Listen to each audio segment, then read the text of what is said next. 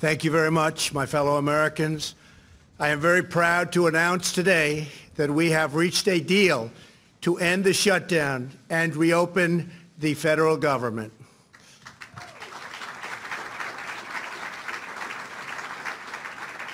As everyone knows, I have a very powerful alternative, but I didn't want to use it at this time. Hopefully it will be unnecessary. I want to thank all of the incredible federal workers and their amazing families who have shown such extraordinary devotion in the face of this recent hardship. You are fantastic people. You are incredible patriots. Many of you have suffered far greater than anyone but your families would know or understand. And not only did you not complain, but in many cases you encouraged me to keep going because you care so much about our country and about its border security. Again, I thank you. All Americans, I thank you. You are very, very special people. I am so proud that you are citizens of our country. When I say make America great again, it could never be done without you. Great people. In a short while, I will sign a bill to open our government for 3 weeks until February 15th. I will make sure that all employees receive their back pay very quickly or as soon as possible. It'll happen fast. I am asking Senate Majority Leader Mitch McConnell to put this proposal on the floor immediately.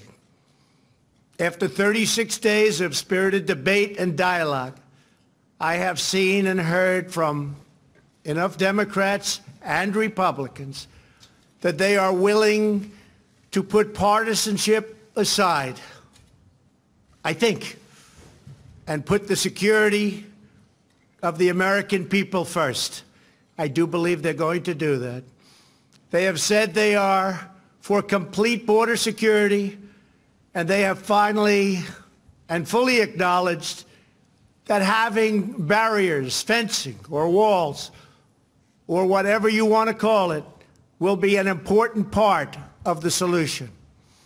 A bipartisan conference committee of House and Senate lawmakers and leaders will immediately begin reviewing the requests of our Homeland Security experts, and experts they are, and also law enforcement professionals who have worked with us so closely. We want to thank Border Patrol, ICE, and all law enforcement. Been incredible.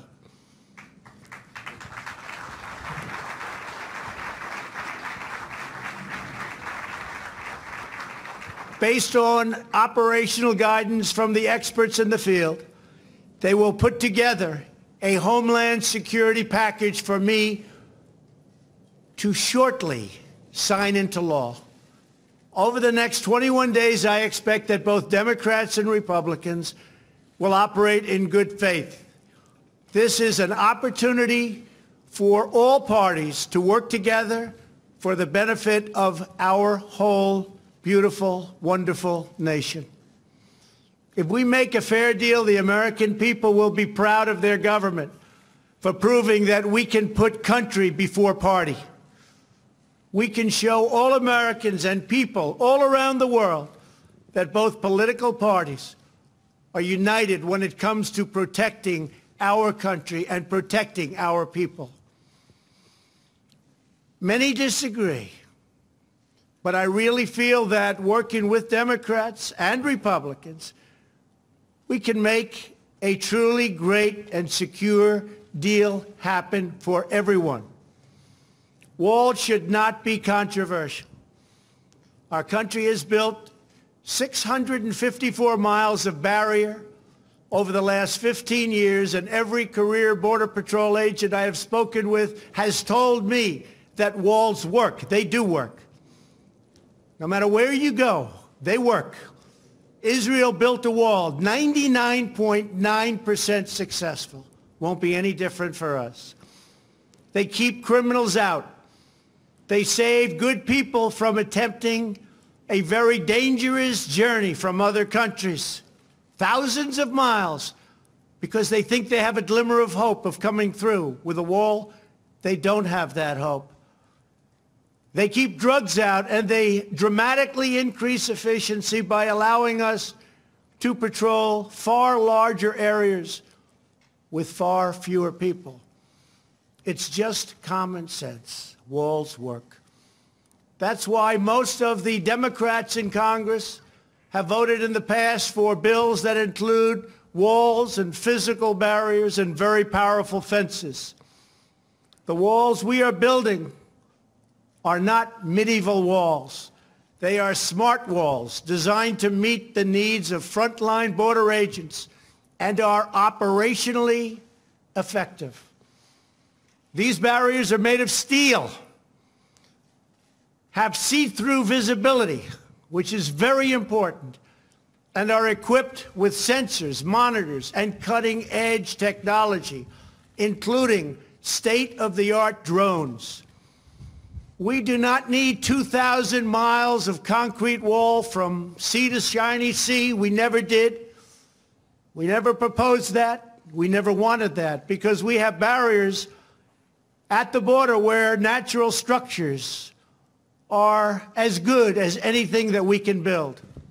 They're already there. They've been there for millions of years. Our proposed structures will be in predetermined high-risk locations that have been specifically identified by the Border Patrol to stop illicit flows of people and drugs. No border security plan can ever work without a physical barrier. Just doesn't happen. At the same time, we need to increase drug detection technology and manpower to modernize our ports of entry, which are obsolete. The equipment's obsolete. They're old. They're tired. This is something we have all come to agree on and will allow for quicker and safer commerce. These critical investments will improve and facilitate legal trade and travel through our lawful ports of entry. Our plan also includes desperately needed humanitarian assistance for those being exploited and abused by coyotes, smugglers, and the dangerous journey north. The requests we have put before Congress are vital to ending the humanitarian and security crisis on our southern border. Absolutely vital. Will not work without it. This crisis threatens the safety of our country and thousands of American lives. Criminal cartels, narco-terrorists, transnational gangs like MS-13, and human traffickers are brazenly violating U.S. laws and terrorizing innocent communities. Human traffickers. The victims are women and children. Maybe to a lesser extent, believe it or not, children. Women are tied up, they're bound, duct tape put around their faces, around their mouths. In many cases, they can't even breathe. They're put in the backs of cars or vans or trucks. They don't go through your port of entry. They make a right turn going very quickly. They go into the desert areas or whatever areas you can look at. And as soon as there's no protection, they make a left or a right into the United States of America. There's nobody to catch them. There's nobody to find them. They can't come through the port, because if they come through the port, people will see 4 women sitting in a van with tape around their face and around their mouth. Can't have that. And that problem, because of the internet, is the biggest problem. It's never been like this before that you can imagine. It's at the worst level, human trafficking, in the history of the world. This is not a United States problem. This is a world problem. But they come through areas where they have no protection, where they have no steel barriers where they have no walls. And we can stop almost 100% of that. The profits reaped by these murderous organizations are used to fund their malign and destabilizing conduct throughout this hemisphere. Last year alone, ICE officers removed 10,000 known or suspected gang members like MS-13 and members as bad as them. Horrible people, tough, mean, sadistic. In the last 2 years, ICE officers arrested a total of 266,000 criminal aliens inside of the United States, including those charged or convicted of nearly 100,000 assaults, 30,000 sex crimes, and 4,000 homicides, or as you would call them, violent, vicious killings. Can be stopped. Vast quantities of lethal drugs, including meth, fentanyl, heroin, and cocaine, are smuggled across our southern border and into U.S. schools and communities. Drugs kill much more than 70,000 Americans a year and cost our society in excess of $700 billion. The sheer volume of illegal immigration has overwhelmed federal authorities and stretched our immigration system beyond the breaking point. Nearly 50 migrants a day are being referred for medical assistance. They're very, very sick, making this a health crisis as well. It's a very big health crisis. People have no idea how big it is unless you're there.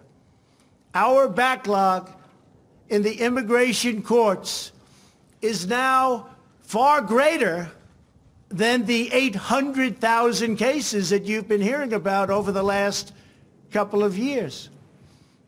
Think of that, though. 800,000 cases because our laws are obsolete.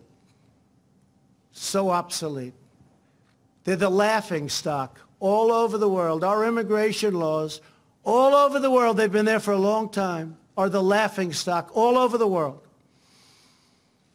We do not have the necessary space or resources to detain, house, vet, screen, and safely process this tremendous influx of people. In short, we do not have control over who is entering our country, where they come from, who they are, why they are coming. The result for many years is a colossal danger to public safety. We're going to straighten it out. It's not hard. It's easy if given the resources. Last month was the third straight month in a row with 60,000 apprehensions on our southern border. Think of that. We apprehended 60,000 people. That's like a stadium full of people, a big stadium. There are many criminals being apprehended, but vast numbers are coming because our economy is so strong. We have the strongest economy now in the entire world. You see what's happening. We have nowhere left to house them and no way to promptly remove them. We can't get them out because our laws are so obsolete, so antiquated, and so bad. Without new resources from Congress, we will be forced to release these people into communities, something we don't want to do, called catch and release. You catch them. Even if they're criminals, you then release them. And you can't release them from where they came, so they go into our country and end up in places you would least suspect. And we do as little releasing as possible, but they're coming by the hundreds of thousands. I have had zero Democrat lawmakers volunteer to have them released into their districts or states. And I think they know that, and that's what we're going to be discussing over the next 3 weeks. The painful reality is that the tremendous economic and financial burdens of illegal immigration fall on the shoulders of low-income Americans, including millions of wonderful, patriotic, law-abiding immigrants who enrich our nation. As Commander-in-Chief, my highest priority is the defense of our great country.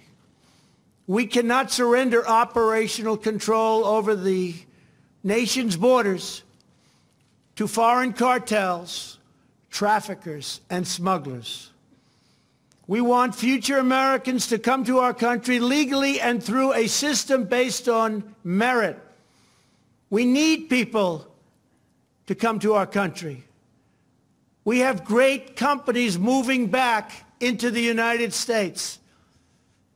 And we have the lowest employment and the best employment numbers that we've ever had. There are more people working today in the United States than have ever worked in our country. We need people to come in to help us on the farms and with all of these great companies that are moving back. Finally, they're moving back. People said it couldn't happen. It's happening. And we want them to enjoy the blessings of safety and liberty and the rule of law. We cannot protect and deliver these blessings without a strong and secure border. I believe that crime in this country can go down by a massive percentage if we have great security on our southern border. I believe drugs, large percentages of which come through the southern border, will be cut by a number that nobody will believe. So let me be very clear. We really have no choice but to build a powerful wall or steel barrier. If we don't get a fair deal from Congress, the government will either shut down on February 15th again, or I will use the powers afforded to me under the laws and the Constitution of the United States to address this emergency. We will have great security. And I want to thank you all very much. Thank you very much.